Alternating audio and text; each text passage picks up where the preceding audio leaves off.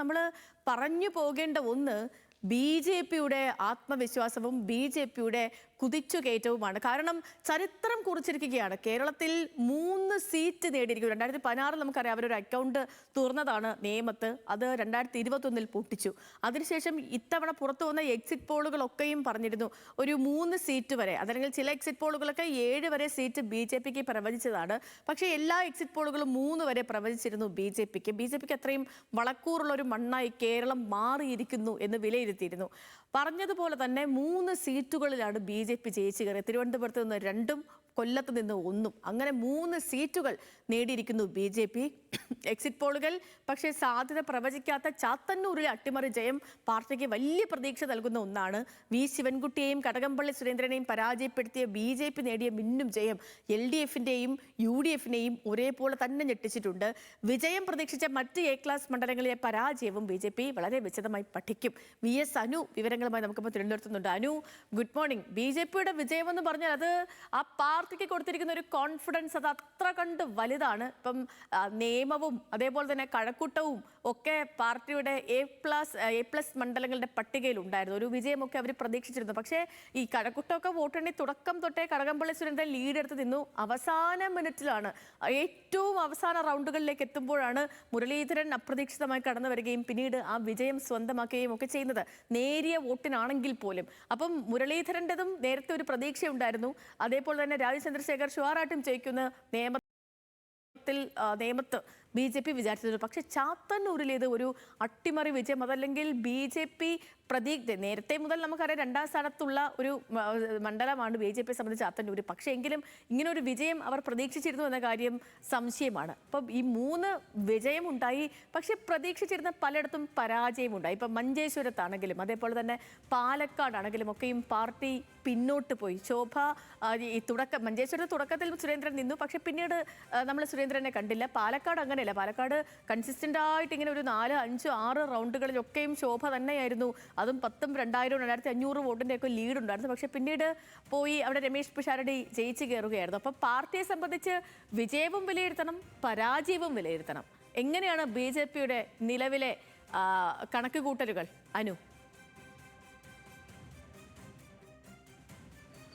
Good morning Sethu. യഥാർത്ഥം സംസ്ഥാന BJP നേതൃത്വത്തെ സംബന്ധിച്ച് വളരെ നിർണായകമായ ഒരു വഴിത്തിരിവ് കേരള രാഷ്ട്രീയത്തിൽ ബി.ജെ.പിയുടെ രാഷ്ട്രീയ നേതൃത്വത്തിലെയും ഒരു നിർണായക ഘട്ടം, ഒരു വഴിത്തിരിവ് തന്നെ ആയി നമുക്ക് 2026 നിയമസഭാ തിരഞ്ഞെടുപ്പിലെ അവരുടെ ഈ മിന്നുന്ന വിജയത്തെ കാണാം. എന്തുകൊണ്ടാണ് അങ്ങനെ മിന്നുന്ന വിജയം എന്ന് പറഞ്ഞാൽ 2016 രാജഗോപാൽ ജയിക്കുമ്പോൾ അതൊരു സഹതാപ തരംഗത്തിൽ നേടിയതാണ്. രാജഗോപാൽ എല്ലാ തിരഞ്ഞെടുപ്പുകളിലും മത്സരിച്ച് തോറ്റ ഒരു മനുഷ്യനെയും ഒരു അദ്ദേഹത്തിന് വാർദ്ധക്യമായ ഒരു കാലഘട്ടത്തിൽ അങ്ങനെ ജയിപ്പിച്ചതാണ് സഹതാപം എന്നുള്ളതായിരുന്നു അന്നത്തെ വിലയിരുത്തൽ. പക്ഷേ അതിനൊക്കെ അപ്പുറത്തേക്ക് ഇപ്പോൾ ബി.ജെ.പി കേരളത്തിൽ 3 മണ്ഡലങ്ങളിൽ വിജയിച്ചിരിക്കുന്നു എന്ന് പറയുമ്പോൾ സംസ്ഥാന നിയമസഭയിലേക്ക് 3 ബി.ജെ.പി MLA-മാരാണ് പോകുന്നത്. അതായത് ഈ ബി.ജെ.പിക്ക് കേരളത്തിൽ ഇനിയൊരു ഭാവിയുണ്ട് എന്നുള്ളത് വളരെ കൃത്യമായി അടയാളപ്പെടുത്തുന്ന ഒരു തെരഞ്ഞെടുപ്പ് വിജയമായി നമുക്കിതിനെ കാണാൻ വേണ്ടി സാധിക്കും. ഏറ്റവും പ്രധാനമായി നമുക്ക് നേമത്ത് നോക്കും. നേമത്ത് വി ശിവൻകുട്ടിയാണ് അവിടുത്തെ ഏറ്റവും കൃത്യമായ അല്ലെങ്കിൽ ഏറ്റവും ഉചിതനായ ഒരു LDF സ്ഥാനാർത്ഥി. ശിവൻകുട്ടി അല്ലാതെ മറ്റൊരു പേര് പാർട്ടിയുടെ മുമ്പിലേക്ക് വരുന്നത് പോലുമില്ല. ആ ശിവൻകുട്ടിയെ ഒരു തവണ പോലും, ഒരു റൗണ്ട് പോലും മുന്നിലെത്തിക്കാതെ തുടക്കം മുതൽ എല്ലാ റൗണ്ടിലും രാജീവ് ചന്ദ്രശേഖരൻ ലീഡ് ഉയർത്തിയാണ് അദ്ദേഹത്തിൻ്റെ ഈ വിജയം അവിടെ ഉണ്ടായത്. അവിടെ ഈ മുസ്ലിം വോട്ട് അല്ലെങ്കിൽ ഈ പറയുന്ന ഒരു കൺസോൾട്ടേഷൻ ശിവൻകുട്ടിയിലേക്ക് മാത്രം എത്തിയില്ല. പകരം അത് ശബരിനാഥനും കുറച്ച് വോട്ട് കൂടെ നേടുന്നതോടുകൂടി സ്വാഭാവികമായും ഈ SDPI വിഷയം, അതുകൂടാതെ തന്നെ ഈ സർക്കാർ വിരുദ്ധ തരംഗം ഒക്കെ ആഞ്ഞടിച്ചപ്പോൾ അവിടെ രാജീവ് ചന്ദ്രശേഖരൻ്റെ ഒപ്പം ആ മണ്ഡലം പോകുന്നതാണ് നമ്മൾ കണ്ടത്.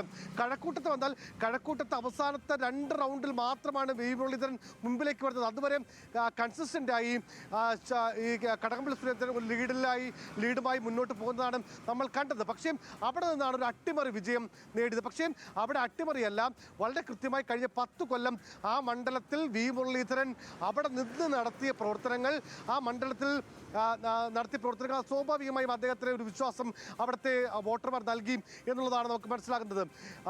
ചാത്തന്നൂരിൻ്റെ കാര്യമാണെങ്കിൽ സേതു പറഞ്ഞത് ഒരു ചെറിയ ഒരു തിരുത്തൽ അല്ലെങ്കിൽ എന്ന് പറയുന്നത് BJP തലേ ദിവസം, അതായത് വോട്ടെണ്ണി കഴിഞ്ഞ അല്ലെങ്കിൽ ഈ വോട്ട് എണ്ണുന്നതിൻ്റെ തലേ ദിവസം വളരെ കൃത്യമായി ചാത്തന്നൊരു വിജയപ്രതീക്ഷ ഉണ്ട് എന്ന് BJP നേതാക്കൾ പറയുന്നുണ്ട്. കാരണം രണ്ട് ഘടകങ്ങളാണ്.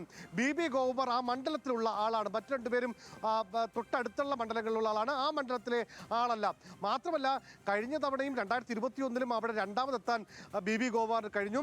SNDP യോഗത്തിൻ്റെ താലൂക്ക് യൂണിയൻ സെക്രട്ടറിയും അല്ലെങ്കിൽ നേതാവായിട്ടൊക്കെ പ്രവർത്തിച്ചുകൊണ്ട് ആ മണ്ഡലത്തിൽ വളരെ സ്വീകാര്യനായ ഒരു വ്യക്തിയാണ് ഗോപകുമാർ. അതുകൊണ്ട് തന്നെ ഗോപകുമാർ ഈ ഒരു വിജയം ഉണ്ടാകും. പക്ഷേ അത് നമുക്ക് ഈ പറയുന്ന പോലെ എന്താ ഒരു അപ്രതീക്ഷിത വിജയമായി കാണാമെങ്കിലും BJPയുടെ ഉള്ളിൽ ആ മണ്ഡലത്തിൽ അവർ വിജയപ്രതീക്ഷ ഉണ്ടായിരുന്നു. പിന്നെ ഏറ്റവും പ്രധാനമായും BJPയെ സംബന്ധിച്ച് അവരുടെ കണക്കുകൂട്ടലുകൾ തെറ്റിയത് പാലക്കാട്, തൃശ്ശൂർ, മഞ്ചേശ്വരം ഉൾപ്പെടെയുള്ള മണ്ഡലങ്ങളിലാണ്.